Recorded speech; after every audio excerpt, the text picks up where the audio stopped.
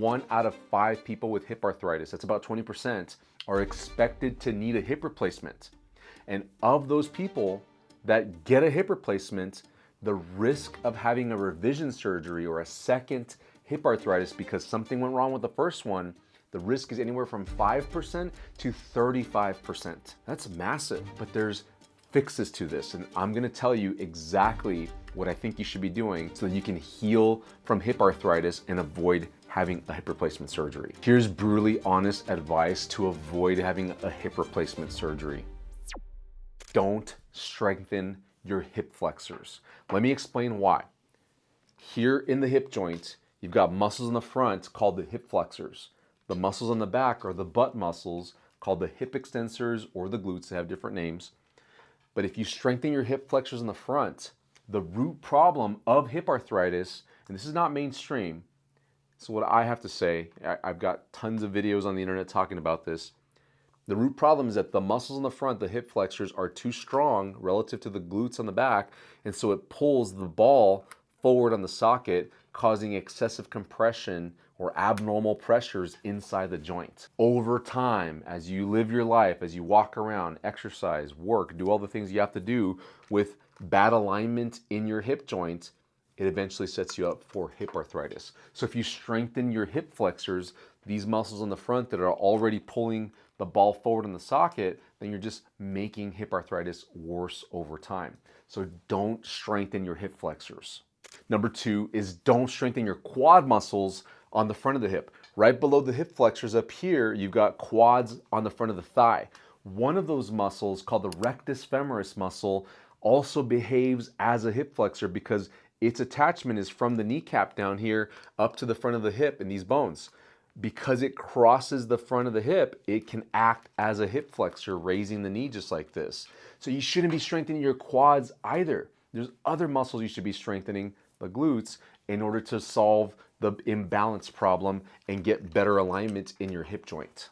Number 3 is that there's self-limiting beliefs. In other words, people believe things incorrectly that limit their ability to heal.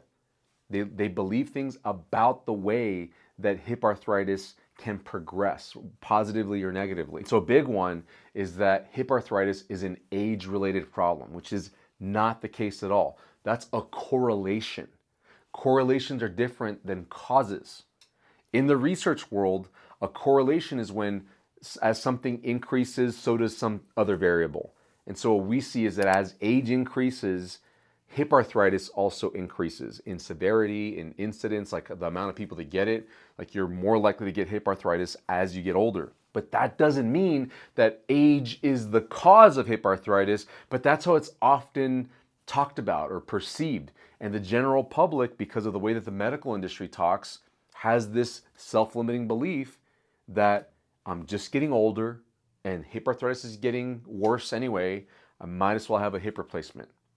But it's not the cause. The muscle imbalance, those strong hip flexors in the front of the hip are the cause. And if you can fix that, then you can get the ball and socket joint to be pressurized normally the way that it's supposed to be, and you can heal your hip arthritis, and you don't need to have a hip replacement surgery.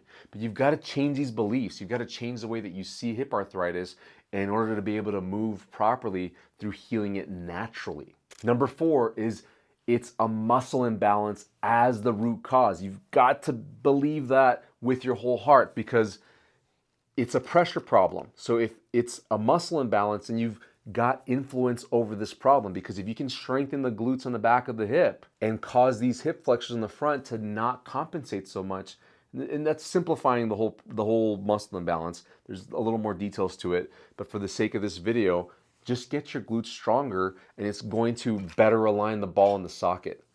That's critical to this. This idea of the muscle imbalance in the hip joint is something I've been talking on the internet for years now. We've had tons of people. We're over 1,000 people in treatment here in the clinic, and people that we've helped through our online program, the Hip Arthritis Recovery Program. They have gotten improvements in their hip arthritis to where they don't have to have hip replacement surgery, and they're back to doing the things that they love. But a key thing is that the treatment approach that I use is that it's a muscle imbalance. Not age, not your genetics. Those can influence slightly, but you have control over the muscle imbalance, not your age or genetics. You're stuck with that. But you can control the muscle imbalance and you can influence your hip for the better. Number 5 is that the medical field at large has no clue about this. They're not talking about it in the research talks between doctors and surgeons. They're not teaching this stuff in the schools. Physical therapists aren't aware of this. They're talking about how to fix hip arthritis using medications, using injections, regenerative medicine's beginning to pick up talks, and then surgery. And even with exercise experts, which are physical therapists, which I'm a physical therapist myself, they're mostly trained to help people heal from surgery, which means that they're focused around surgeries. Healing arthritis in the hip naturally is not something that's talked about widely in the medical field. Most research articles out there are focused on medications, injections, and surgery. The little tiny sliver that's exercise-based, the majority of that is related to the exercises you should do after surgery. There is research happening on what to do before surgery or to avoid surgery, but there's not enough to have certainty in what works and what doesn't. It's very general research on exercise. We just are in the Stone Age when it comes to how to rehabilitate hip arthritis naturally without surgery. We're very advanced on what to do surgery-wise, but it doesn't solve the root problem.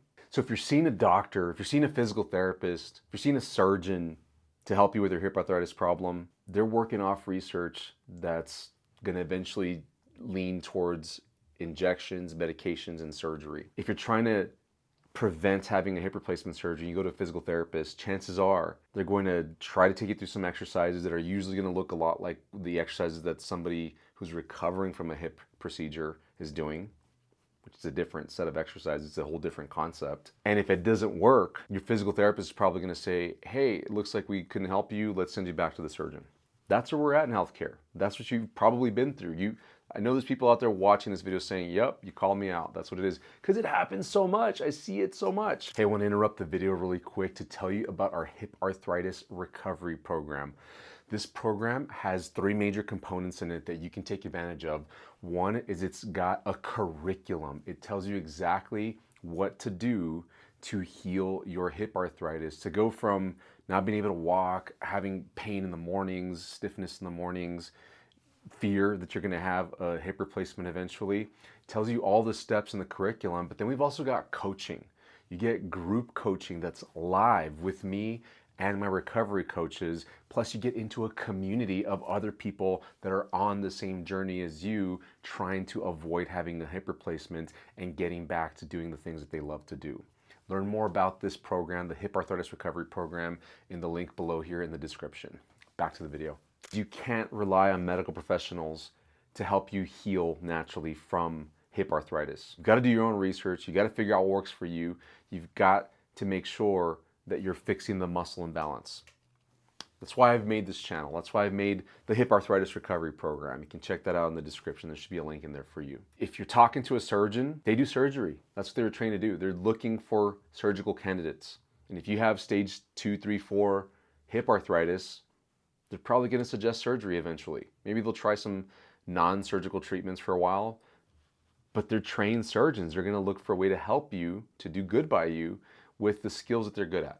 A general physician's going to recommend medications. They're a doctor of medicine. That's what MD stands for in their title. And a physical therapist, I worked in physical therapy schools. They are great. They are excellent at helping people recover from surgery. So if you need a surgery and you have to recover from one, go to a physical therapist. You're going to do a great job. But avoiding a hip replacement surgery, it's a whole different ballgame that is not taught in schools and you can't reliably find out in the medical field. You can't find that expertise. Number 7 is you have to figure out how to turn on the butt muscles. In the vast majority of patients that I see with hip arthritis, I'd say 7 to 8 out of 10, 70 or 80%, they can't activate their butt muscles. And you know, it's kind of silly sounding, but it's serious. If you just try to tighten your glutes, most people can't do it. People that have hip arthritis. The reason why they can't do it is because they're so overcompensated with the hip flexors and other thigh muscles. Their body has worked itself into a position where when they're supposed to use their glutes, they've rewired their nerves to use the wrong muscles. And this has been happening for so long, for years, decades for some people. When they try to activate the glutes, like try it right now, where you're at, sitting down, standing up, wherever position you're in. If you tell your butt muscles to tighten up and they don't work, that is bad. You've got a massive hip muscle imbalance and it's causing hip arthritis. And until you fix that by first learning how to turn on the glute muscles, any exercise you do, walking, biking, elliptical, bridges, leg lift, anything you do, even if it's focused on trying to get your glutes to work, you're not going to use your glutes. They're not active. They're not ready. You can't call on them. This is a landmark point in treatment that I have to take everybody through in order to get to the point where we can begin to do exercises that actually strengthen the glutes. First, you just got to turn them on because they're not working. They're inactive. Even though you consciously try to get them to be active, they don't work right. Maybe they turn on a little bit, but then other muscles kick on right away. It's not good. You need to be able to have conscious control over your glutes, and then you can start to strengthen them. Number 8 is to then strengthen the glutes. I've seen so many patients try to do glute exercises and they miss using the glutes and they're strengthening other muscles as a result. What muscles are they strengthening? Because how is it that you go do a squat exercise, for instance, and it's supposed to work out your glutes, but you never feel tired in your glutes? We've all seen those machines in the gym that have the picture of the person and it has the muscles highlighted that you're supposed to work out. Have you ever gotten on that machine and then you didn't work out those muscles that were highlighted?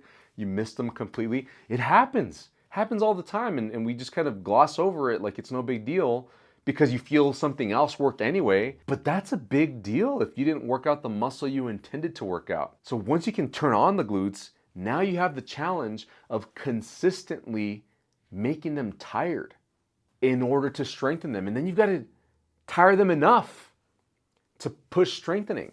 All I need you to do is to push your strength level up 1% each month. And if you can do that, you're going to get better. You're going to fix your hip arthritis. You're going to avoid having a hip replacement surgery. But you've got to crack that. You've got to figure this out. Number 9 is you have to also learn how to get your lower abdominals stronger. This is something I have to spend a lot of time on whenever I work with my patients because everybody does ab exercises at some point in their life. Most people not enough. They always say, oh, I haven't worked on my abs in a long time. But when you do work on your abs, the question I have is, do you ever feel your lower abdominals tired or activating more than anything else? Here's what I mean. If this is your abdominals right here, it's between the rib cage and between the pelvis bones right here. Belly button's exactly halfway between the rib cage and the pelvis bones for most people. So below the belly button is the lower abdominals, this area right here. If you can get good strength in the lower abdominals, then it sets you up to have a very stable pelvis, very stable lower back, and that is the foundation for optimal movement from the glutes. So without getting the lower abdominals strong, you're only going to get so strong with the glutes, which means your improvement in your hip arthritis is going to be capped by the stability you can get in your core from your lower abdominals. Big words for you have to strengthen your lower abdominals. And if you've been avoiding it, if you haven't figured out how to do it, that's usually the problem with most people, then you have to charge into this head on. I got to be brutally honest with you. You can't miss ab day. And you have to make sure that ab day is the right kind of ab day. Lower abs. Number 10, this takes a lot of reps. I need to be honest with you. Working out once or twice a week on your glutes, your abs, it's not enough. We do group coaching in our recovery programs. And what we're finding is people ask us questions because in our programs, we tell people certain exercises need to be done hourly. And they don't believe it at first. And when I tell them, no, you do need to, from when you wake up, if you wake up at 7 a.m., do a set then that takes a minute or two. And then at 8 a.m. again, and at 9 a.m. again, and all the way up until you go to sleep at 8, 9, 10 p.m. at night. You should be doing the reps. And yeah, you might miss a time here and there, but if you're doing it 80% of the day, you're going to be successful. But it takes that many reps to boost the strength up. If your body can tolerate it without pain, why not? Why do you want to wait? Do you want to be done with hip arthritis now or in 5 years? Because if you strengthen once a day, a few times a week, it's not enough. Now, I'm not giving you some important details here. As the exercises become more intense, then you should reduce the frequency. It doesn't need to be hourly, in other words. But when you're starting out with very simple, non-weighted exercises, more like activation exercises, like we're just trying to get the glutes to activate, we're trying to get those lower abs to activate, it does need to be very frequent, and there's no reason why you should do it any less, except for pain. We don't want you to hurt. But if you can tolerate it, you need to do the reps. And it might be 100 reps, it might be 200 or 300 reps a day. But that is going to accelerate you not having to get a hip replacement surgery. Number 11, you have to relearn how to walk.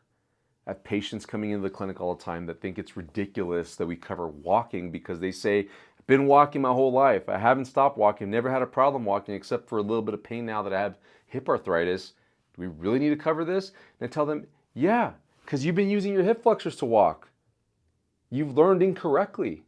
And I'm not saying, somebody taught you wrong. It's just the way that your body is adapted to walking, given your muscle imbalance, is causing you to use your muscles wrong when you walk. And because you'll walk 1,000 or thousands of steps per day, that's thousands of bad reps that are just irritating your hip joints and making it worse. You're progressing your hip arthritis. So if you can relearn how to walk properly using the right muscles, the glutes in the back, then you can have the proper alignment in your hip joints, and now walking can be productive for you. So we spend a significant amount of time with every hip arthritis patient we see covering walking, because I want to have certainty that every step you take, or most of the steps you take, 80% or better, are good steps using your glutes, because then I know that your hip joint is going to be happy. And I can better guarantee results.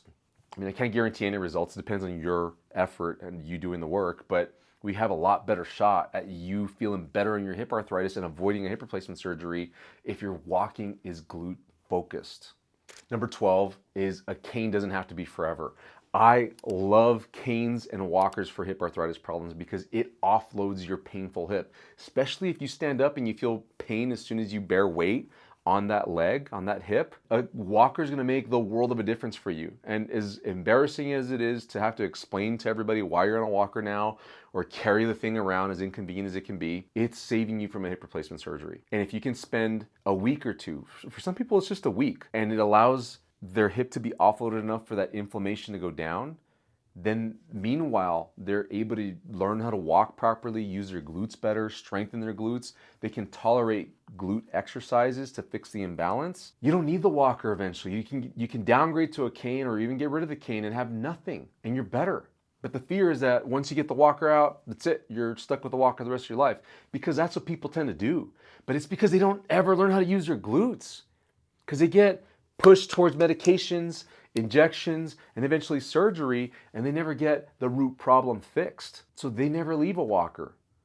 They never leave a cane, or they start with a cane and then downgrade to the walker because their hip just gets worse over time. They never fix the root problem. Number 13 is you need to learn how to exercise again. You need to relearn this. Chances are you've been doing some sort of exercise like squats, lunges, you've been using the machines in the gym, you've been using an elliptical, you've been on the treadmill, on a bike. All these exercises require you to use your glutes properly now. You have to consciously make an effort. You have to think now to use your glutes in every movement you do in the gym, in every movement you do outdoors. If you go hiking, you need to make sure that you're using your glutes on the way up and on the way down any part of the hike. Even flat, you have to be using the glutes. It's relearning walking. If you don't do this, you're going to flare yourself up because your body is going to default to using the wrong muscles, the hip flexors, and then your ball in the hip joint is going to be moved forward, and there you are all over again with an irritated hip, with your hip arthritis flared up. You have to become obsessive about this. It has to permeate everything you do for the most part, except for like sleeping, sitting around, the passive activities. But if you're on your feet, if you're exercising, if you're doing chores, if your work involves you being on your feet, doing a special activity at work, you need to be using your glutes properly, which means you need to relearn so much in your life in order to heal naturally from hip arthritis. Number 14 is there's no silver bullet for hip arthritis. And what I mean by this is people hope that our medicine industry, the field, has progressed far enough that we can take a pill or have an injection or have a procedure done, and that takes care of hip arthritis. That, I think, is the belief that a lot of people have about a hip replacement surgery, because they call it the last resort. They'll say, well, I tried this and I tried that, and last resort, I'll have a hip replacement surgery. But it's not. You know how many people have a failed hip replacement surgery? I said at the beginning of this video, anywhere from 5% to 35%, almost a third of people that have a hip replacement surgery have problems afterwards bad enough that they need to have a revision, a second hip replacement. And what about the people that don't get the hip replacement but just suffer through the problem? Because I hear this a lot. People that get a hip replacement, I have this patient come into a version of this patient come into my office monthly. I had this hip replaced and I don't want to go through it again with this one, but this one hurts. So I'm here to avoid a hip replacement surgery. And then they'll say, this one hurts too, I've just been tolerating it because I don't want to have the revision done. And of course it's a root problem, the muscle imbalance that we're fixing with everybody. And it ends up helping their hip anyway, the one that they replaced. And of course we're addressing the one that is already arthritic and they want to get better and not have surgery on. This situation happens and we have to tell them there's no silver bullet. You have to just go through the process, which is my next point. It's a process. It's multiple steps. It's phases. I've built this whole treatment approach out that I take my patients through so we can avoid surgery. And as they go through it, most of them cover it in about 90 days. They're blown away by how much they had to learn. That's what it comes down to, is learning a process. I tell people you're going to get basically an associate's degree in healing your hip naturally. That's what it is. Like, you have to learn, and it should be that way. Because when you flare up, because it's going to happen in a year, in 6 months, in 6 years, you know what to do now because you learned. You can carry that with you the rest of your life. You can be healthy indefinitely. But you've got to learn this stuff, and you can't wait for somebody else to just do some passive treatment on you and hope that this takes care of the problem forever. It's not how this works. You can't brush your teeth once and expect to never get a cavity again. Somebody taught you how to do that, and you've got to keep it up. You can't have a salad once and expect to never gain a pound again. You have to keep eating salads. You have to stop eating the bad stuff. That's how this works. This is your body that you're living with.